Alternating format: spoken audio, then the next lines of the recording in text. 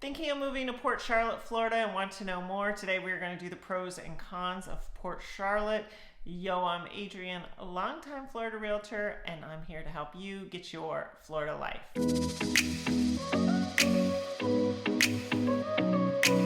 Happy Wednesday, everyone. If you're new here, new videos come out every Wednesday. Several months ago, I did the pros and cons of Punta Gorda, Florida. Now we're going to do its neighbor, Port Charlotte. I think Port Charlotte is going to get pretty interesting in the next few years. There's a lot of talk of development here. I've done a lot of videos on that. But there's also two things that are kind of trends. I feel like trends feels fashionable or not fashionable. They're very practical reasons that Port Charlotte is becoming more popular in my residential real estate mind. I'm also getting phone calls about these things, and then the buyers who call me haven't even considered Port Charlotte, and I say, hey, you can actually, sometimes they say, oh, this is what we want and we can't find it anywhere, and I say Port Charlotte. So we'll get to those in a moment, but I want to give you the basics of Port Charlotte first in case you know very little. Port Charlotte is just north of Punta Gorda over the Peace River Bridge. It is south of Northport. It is land mass-wise fairly vast. So some things I tell you I may have to say, well, if you're in this part of Port Charlotte, it's, for instance, if you're close to the Peace River, you're probably 35, 40 minutes from any beach, but you can be 20 minutes to the beach. It really just depends on where you land in Port Charlotte. It is unincorporated. It's in Charlotte County, as is Punta Gorda. The city of Punta Gorda is the only incorporated municipality in Charlotte County, so all of Port Charlotte is unincorporated. That can be an advantage or a disadvantage. The difference is the taxes are often a little bit lower in Port Charlotte. You don't get as many services in Port Charlotte. And by that I mean, I think Port Charlotte is run very well, but for instance, in the city of Punta Gorda, the big noticeable one to me always is that the trash is picked up twice in Punta Gorda and once in Charlotte County in Port Charlotte. Also, I call this county and the city all the time with questions for my business. A customer will ask me, how does this work? How does that work? Sometimes I wait on the phone on hold calling the county for 5 minutes, whereas the city I get through a little bit faster. I don't think I've ever sat on the phone on hold with either one of them more than 15 minutes. Both I feel like are run fairly well for government entities. But the county is a little bit more spread out. They have more land to take care of. They have more residents. It's just a bigger situation. So there's a little bit of difference there. I think on a daily basis, the residents thinking about whether they're incorporated or not, I don't know if it really affects you that much. Just, you can take that how you want as far as if that's important to you. The name Port Charlotte comes from the 60s. There's a great book called Swamp Peddlers that was written about the history of this area. The author actually went to high school with me, and it talks about how places like Port Charlotte were named Port Charlotte to convince people up north, pre-internet, so easy to fly down here, that there was a big port down here. There's really no port. There is a harbor, but I actually looked up the definition of port just to be clear that there wasn't a second definition.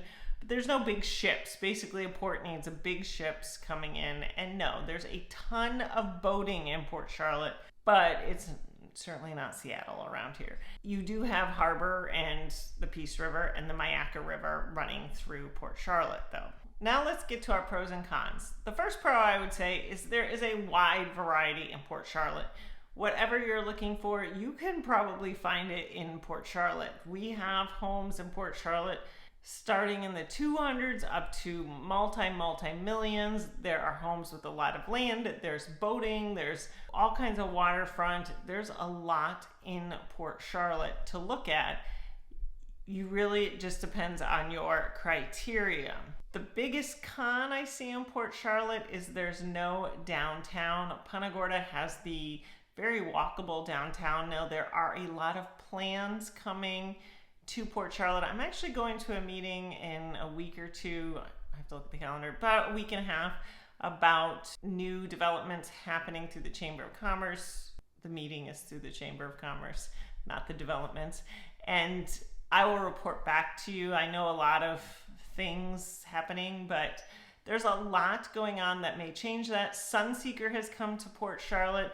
Yes, there's good and bad things said about Sunseeker, but it definitely gives it a place to go, someplace to be marketed, someplace to it's a start. There's a lot of talk of other things coming to Port Charlotte, but as of yet, we don't have a great downtown in Port Charlotte. Now, that's a con, but I would say the pro to that, or the other side to that at some level, is there are a lot of businesses and restaurants in Port Charlotte. You kind of just need to know where to go, and therefore you get a lot of local places in Port Charlotte. If you get tired of tourism or the touristy places, you need to find the little places in Port Charlotte, much more local, much more neighborhoody places in Port Charlotte. You do have that in Punta Gorda, you have that in Venice, but when you come from out of town, you tend to go to the downtown in those areas. You also have a lot of the big box stores in Port Charlotte, and I know that it is more, everybody likes the local restaurant, the local shop. I do too. But sometimes you do just need a Target, and that's in Port Charlotte. There's a Walmart in Punta Gorda, but a lot of the bigger mass stores, Home Goods, Panera Bread, that's all in Port Charlotte. So there is plenty to eat, drink, and be merry in Port Charlotte. It's just a different vibe. Now I want to talk about one of the pros I see becoming more of a trend or more fashionable these days. There is a lot of property that is not in HOAs in Port Charlotte. Now, there are some little segments of HOAs in Port Charlotte. There's Grassy Point, which is known for its big homes near the water.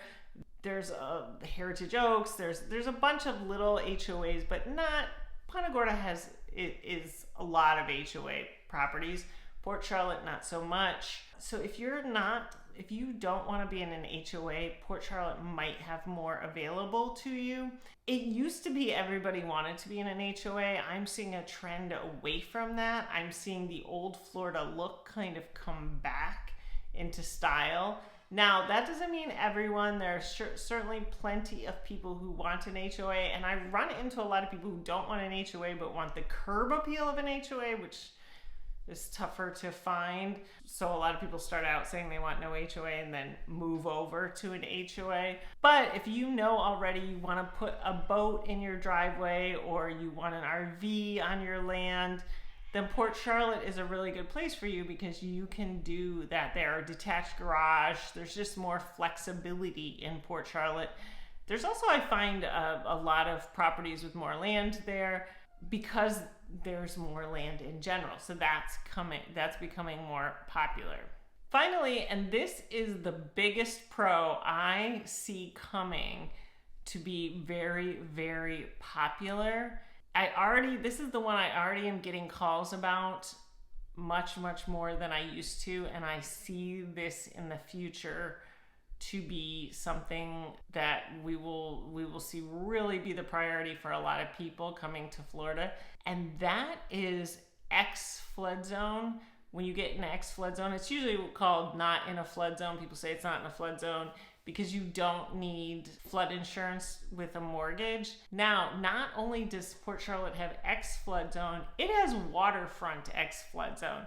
To be clear, the good boating in Port Charlotte, which Port Charlotte absolutely has, it has some great boating water south of Edgewater, O'Hare, South Gulf Cove, all of that, flood zone AE. You need flood insurance with a mortgage.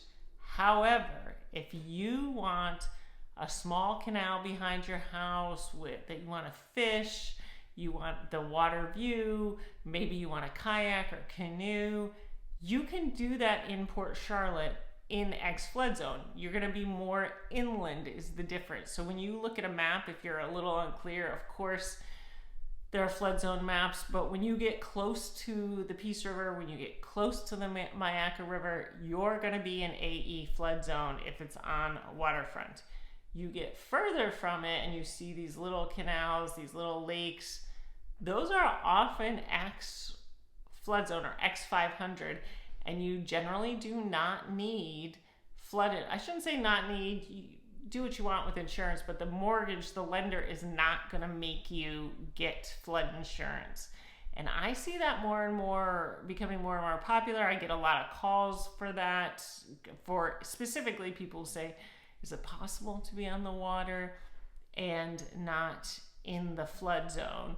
And they think it's not. It is not possible to get great sailboat water outside of the flood zone. But if you just want to fish, you want a little dock, you want a little water to look at, possibly you'd like to see an alligator once in a while. If there's water in Florida, there's an alligator.